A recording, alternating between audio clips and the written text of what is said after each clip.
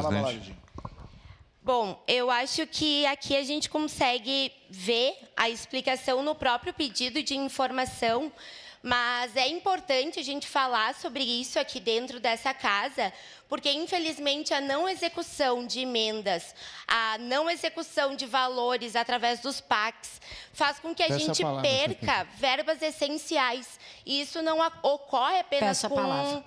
aspecto de partido, com um setor. Acontece com todos os deputados e deputadas, acontece com as verbas do governo federal. Então, a gente tem uma prefeitura, um executivo reeleito, ou seja, de continuidade, que vem há 5 anos batendo na tecla da falta de recursos para investimentos essenciais em Caxias do Sul, como a saúde, a educação, a cultura, o lazer, coisas importantes que vêm até a nossa cidade através de emendas parlamentares, mas que, às vezes, por falta de projeto, que é algo que, de fato, nos espanta, a gente acaba perdendo. Eu trouxe, numa das oportunidades de grande expediente que eu tive, que nós perdemos a contenção de um muro que está caindo, que está fazendo com que as casas cedam por falta de projeto. As emendas que foram citadas aqui são apenas as de saúde,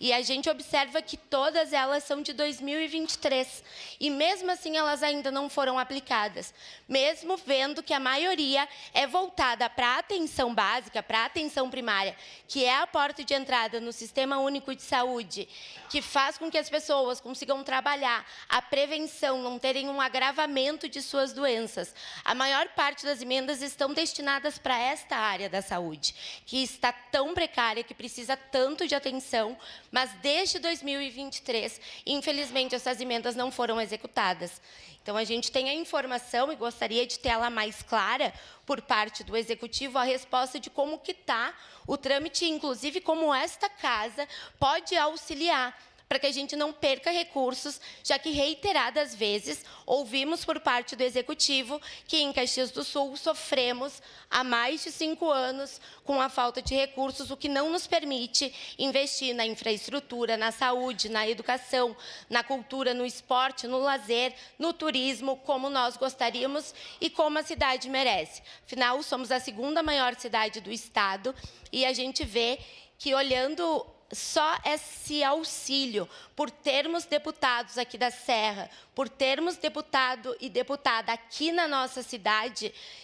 essas emendas continuam não executadas, por mais que haja esse esforço coletivo para que Caxias do Sul prospere cada vez mais. Então, o pedido de informação é nesse sentido, para que a gente consiga, inclusive, coletivamente, auxiliar o Executivo para que a gente não perca mais recursos, como já houve aqui em Caxias do Sul. Muito obrigada.